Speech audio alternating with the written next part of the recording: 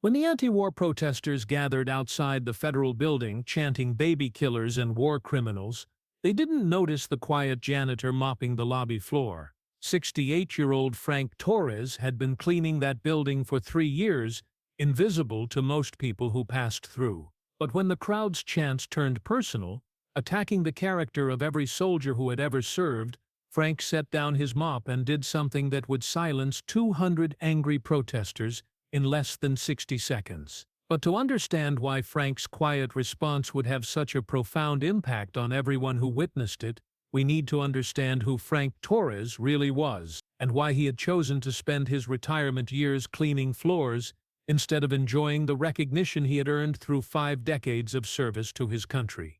Frank Torres had been invisible for most of his adult life, and that's exactly how he preferred. At 68, he was a small man with weathered hands and kind eyes, who spoke only when spoken to, and kept his personal history to himself. For 3 years, he had arrived at the Robert Kennedy Federal Building in downtown Boston at 5:30 a.m., unlocked his janitor's closet, and begun the quiet work of keeping the building clean and welcoming for the thousands of federal employees and visitors who passed through its doors every day. Most people didn't really see Frank. He was part of the background, like the marble walls or the American flag hanging in the lobby. Office workers hurried past him on their way to important meetings. Tourists walked around him as they headed to various government services, and security guards nodded politely, but rarely engaged in conversation. Frank had become a fixture in the building, reliable and unnoticed, which was exactly what he wanted. But Frank Torres hadn't always been invisible. For 2 tours in Vietnam from 1971 to 1975, he had been very visible indeed, to enemy snipers, to wounded soldiers who needed evacuation, and to the Army helicopter crews, who counted on his expertise to guide them safely through some of the most dangerous terrain in Southeast Asia. Staff Sergeant Frank Torres had been a combat medic and helicopter crew chief, responsible for extracting wounded soldiers from active combat zones and providing emergency medical care during some of the most intense fighting of the war. After Vietnam, Frank had used his GI Bill to become a licensed electrician, spending 30 years building a successful business in South Boston. He had married his high school sweetheart, Maria, raised 3 children, and lived the quiet American dream that so many veterans had worked to protect. But Maria had passed away 5 years ago after a long battle with cancer, and Frank's children had grown up and moved to other cities for their careers. At 65, Frank had found himself alone in a house full of memories, with enough money in the bank to retire comfortably, but no real purpose to give his days meaning. That's when he saw the job posting for a janitor at the federal building. The pay was modest, but it offered something Frank valued more than money: the chance to serve again, quietly and without recognition, in a place where his work would support the people who kept the country running. For 3 years, Frank had found peace in the routine of his work. He arrived before dawn, cleaned and maintained the building with the same attention to detail he had once applied to maintaining helicopter equipment, and went home each evening with the satisfaction of a job well done. He didn't talk about his military service, didn't display his medals or commendations, and didn't correct people when they treated him like just another aging janitor working to supplement his Social Security. But on this particular Tuesday morning in March, Frank's carefully maintained invisibility was about to be challenged in a way he had never expected. The protest had been organized by a coalition of anti-war groups to coincide with the anniversary of the invasion of Iraq. About 200 people had gathered in the plaza outside the federal building, carrying signs with slogans like "No more wars for oil" and "Bring our troops home now." The demonstration was legal and peaceful, with proper permits and police oversight, and Frank had no problem with people exercising their First Amendment rights. As he went about his morning routine, mopping the lobby floor, cleaning the windows, emptying trash cans, Frank could hear the chanting from outside. Most of it was standard protest fare: calls for peace, demands for policy changes, expressions of frustration with government decisions. Frank had heard it all before, and while he didn't necessarily agree with all of the protesters' positions, he respected their right to voice their opinions. But as the morning progressed, the tone of the protest began to shift. The chants became more personal, more aggressive, more directed at individual soldiers rather than government policies. Frank heard phrases that made his hands tighten around his mop handle. Baby killers in uniform. War criminals with medals. Veterans are broken and dangerous. Frank had dealt with anti-war sentiment before. He had returned from Vietnam in 1975 to a country that was tired of war and angry at the soldiers who had fought it. He had been spat on at airports, called names on the street, and treated as a pariah by people who saw his uniform as a symbol of everything they opposed about American foreign policy. He had learned to keep his head down, to avoid confrontations, to let his service speak for itself through his actions rather than his words. But this felt different.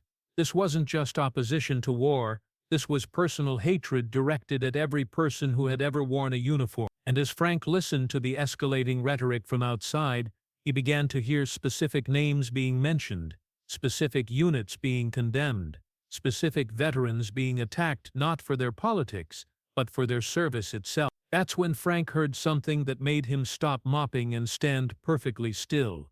"Frank Torres," a voice shouted through a bullhorn. "Staff Sergeant Frank Torres, helicopter crew chief, Vietnam war criminal. We know you work in this building.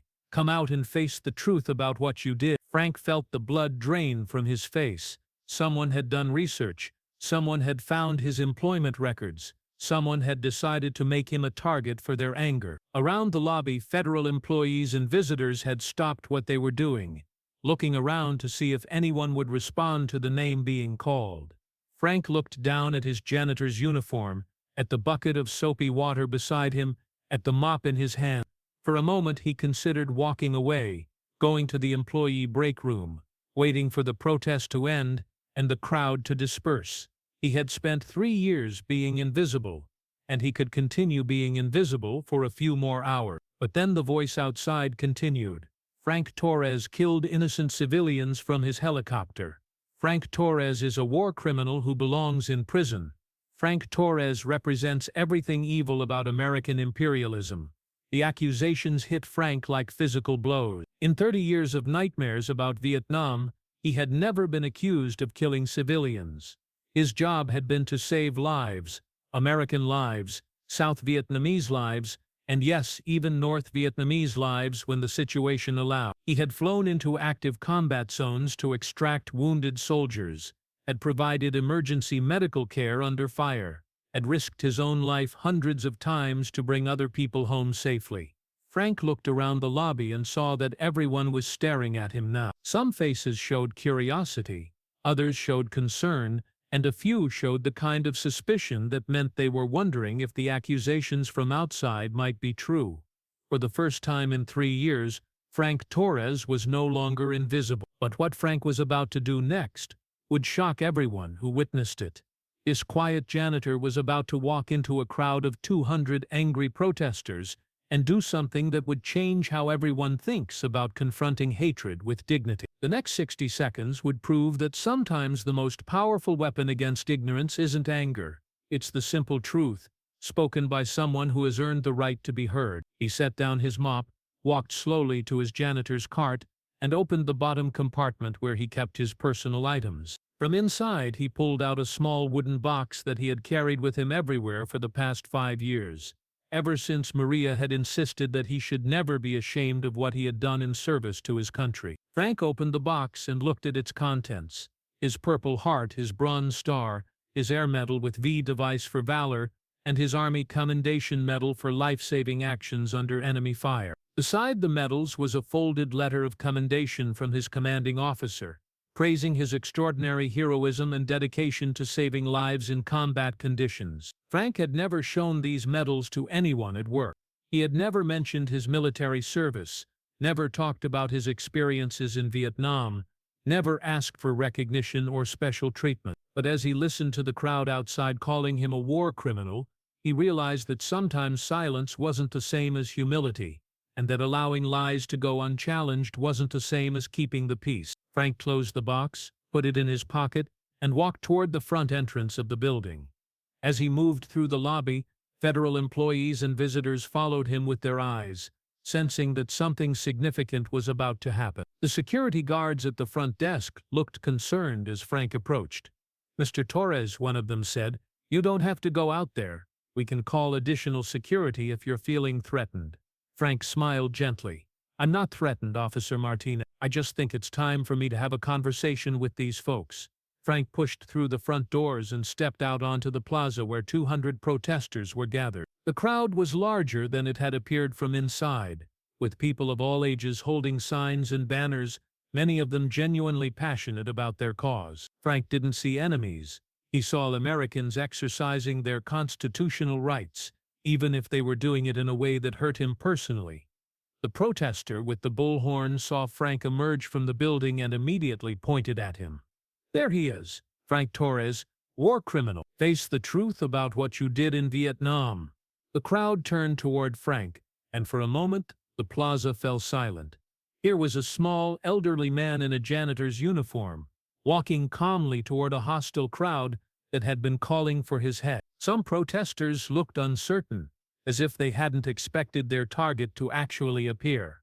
Others raised their signs higher and began chanting again. Frank walked to the center of the plaza, stopping about 10 feet away from the protester with the bullhorn. He didn't look angry or defensive. He looked calm, dignified, and profoundly sad. "My name is Frank Torres," he said in a clear voice that carried across the plaza without needing amplification. "I served 2 tours in Vietnam as a combat medic and helicopter crew chief. I came out here because I heard you calling my name, and I thought you might want to know who I really am." The crowd quieted again, uncertain how to respond to Frank's non-confrontational approach. "I heard you call me a war criminal," Frank continued. "I heard you say that I killed innocent civilians. I want you to know that in 2 tours of duty, I never fired a weapon at another human being. My job was to save lives, not take them." Frank pulled the wooden box from his pocket and opened it, showing the medals inside to the crowd. "I received these medals for flying into active combat zones to evacuate wounded soldiers. I pulled 14 American servicemen out of situations where they would have died without medical evacuation. I also evacuated 23 South Vietnamese soldiers and 8 North Vietnamese prisoners who were wounded and needed medical care." The plaza was completely silent now. Even the protester with the bullhorn had lowered it, staring at Frank with a mixture of confusion and something that might have been respect. "I don't expect you to agree with the war in Vietnam," Frank said. "I don't expect you to support every decision that was made by politicians in general. But I want you to understand something about the soldiers who served there." Frank's voice grew stronger, filled with the authority of someone who had lived through experiences that most people could only imagine. "We didn't start that war. We didn't choose to be there. We were young men, most of us just teenagers, who were called to serve our country. Some of us volunteered, some of us were drafted, but all of us tried to do our jobs with honor and integrity in an impossible situation." Frank gestured to the crowd around him. "You have the right to protest. You have the right to oppose war, to demand peace, to hold your government accountable for its decisions. These rights exist because generations of American soldiers have fought and died to protect them." He paused, looking around at faces that were no longer hostile but thoughtful, engaged, listening. "But when you call us war criminals, when you attack our character instead of our government's policy, when you treat every veteran as if we're personally responsible for every decision made by people we never met, you're not protesting war, you're attacking the very people who have sacrificed the most to preserve your freedom to protest." Frank closed the metal box and put it back in his pocket. "I spent 2 years in Vietnam trying to save lives. I've spent the last 3 years cleaning this building where people work to serve the American public. I've never asked for recognition, never demanded special treatment, never expected anyone to thank me for my service. But I also don't deserve to be called a war criminal for answering my country's call when I was 19 years old." The plaza remained silent. Some protesters had lowered their signs. Others were looking at each other uncertainly, as if seeing their demonstration in a new light. Frank turned to address the protester with the bullhorn directly. "You researched my name, you found out where I work, you called me out publicly. I'm here now, What did you want to say to me? The young man with the bullhorn, he couldn't have been more than 25, looked uncomfortable under Frank's steady gaze. We wanted to hold war criminals accountable for their actions.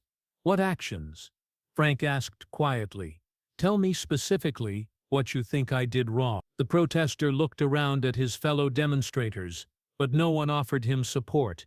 He had clearly expected Frank to either hide inside the building or come out angry and defensive, giving them a target for their rage. Instead, he was facing a calm, dignified old man who was asking reasonable questions. You participated in an illegal war. You helped kill innocent people. Frank nodded thoughtfully. I participated in a war that was authorized by Congress and supported by multiple presidential administrations. Whether that war was wise or necessary is a question that historians and political scientists will debate for generations. But it wasn't illegal, and I didn't kill innocent people. Frank's voice remained gentle, but his words carried the weight of absolute truth. I saved lives. That was my job, and I was good at it. The 147 American soldiers I evacuated went home to their families. Many of them are grandfathers now. Some of them became teachers, police officers, doctors, business owners. Some of them probably disagree with the war just as much as you do. The crowd was listening intently now, and Frank could see that his words were having an impact. The wounded North Vietnamese soldiers I treated and evacuated were somebody's sons too. I didn't ask them about their politics before I stopped their bleeding. I didn't interrogate them about their beliefs before I started IV lines or administered morphine. I saw human beings who were suffering, and I helped them because that's what medics do. Frank looked around the plaza, making eye contact with individual protesters. You want to protest war? I support that. You want to demand accountability from politicians and generals? I agree with that. You want to work for peace? I've seen enough war to know that peace is worth fighting for. He paused, letting his words sink in. But don't confuse the warriors with the war. Don't attack the character of people who served with honor just because you disagree with the policies they were asked to implement. And don't assume that every veteran is your enemy. Most of us want the same things you want: peace, justice, and a country that lives up to its highest ideal. Frank began walking back toward the building, but stopped and turned around one more time. If you want to research my name, research all of it. Look up the letters of commendation from the families of soldiers I saved. Read the after-action reports from missions where I risked my life to evacuate wounded Americans and enemy soldiers alike.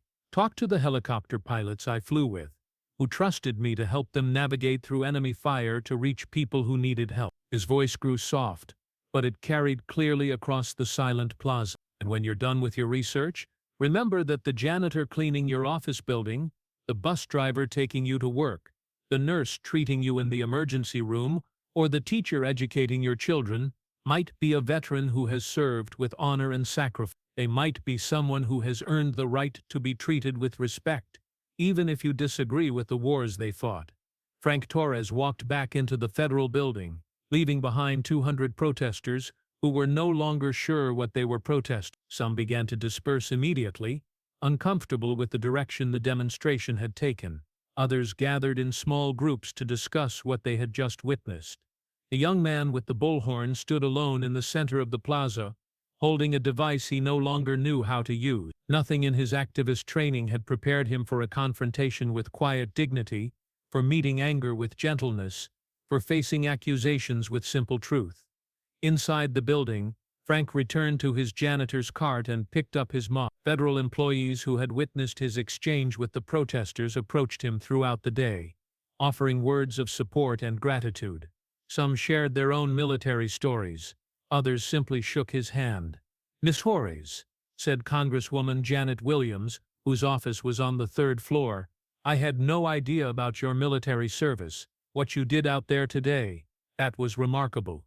Frank smiled and continued mopping. "I just told the truth, ma'am.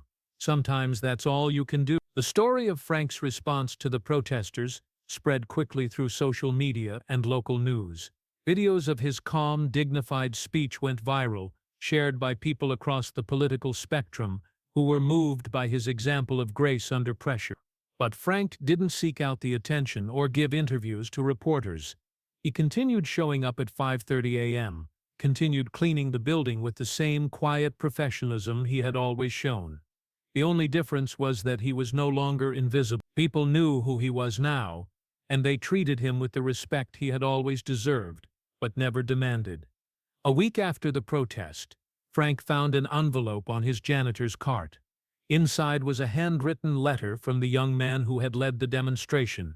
"Mr. Torres," it read, "I want to apologize for the way I treated you last week. I did research your military record after our conversation, and I found exactly what you said I would find: commendations for life-saving actions, letters from grateful families, and reports of extraordinary heroism under fire. I realize now that I was so focused on opposing war in general that I forgot to see the individual human beings who have served with honor. You taught me that it's possible to work for peace without attacking the people who have sacrificed the most to preserve our freedom to seek that peace. Thank you for responding to my anger with dignity and truth." Frank kept that letter in his wooden box, next to his medals, not because he needed the apology, but because it reminded him that even in a divided country, people of good faith could find common ground when they were willing to listen to each other with respect and honesty. Today, Frank Torres still works as a janitor at the Robert Kennedy Federal Building. He still arrives at 5:30 a.m. and goes about his work with quiet professionalism. But he's no longer invisible. People know who he is. Not just a janitor, but a veteran who served with honor, a man who responds to hatred with dignity, and a citizen who understands that democracy requires both the right to protest and the wisdom to protest responsibly. But there's something else you need to know about this story. Something that proves when you respond to hatred with dignity and truth, the impact goes far beyond what you can imagine, because Frank's 60 seconds of quiet courage didn't just silence one crowd of protesters, it started a movement that would change how America talks about veterans and protest forever. And sometimes, when new employees start working in the building, they're told the story of the day when an anti-war demonstration met an unexpected response from a janitor who taught an entire crowd the difference between opposing war and attacking warriors. Because Frank Torres proved that the most powerful weapon against hatred isn't anger or confrontation, it's the quiet strength of truth, spoken with dignity by someone who has earned the right to be heard. This story is dedicated to every veteran who has faced unfair criticism for their service, to every citizen who exercises their right to protest responsibly, and to everyone who believes that Americans can disagree about policies while still respecting the people who serve their country with honor.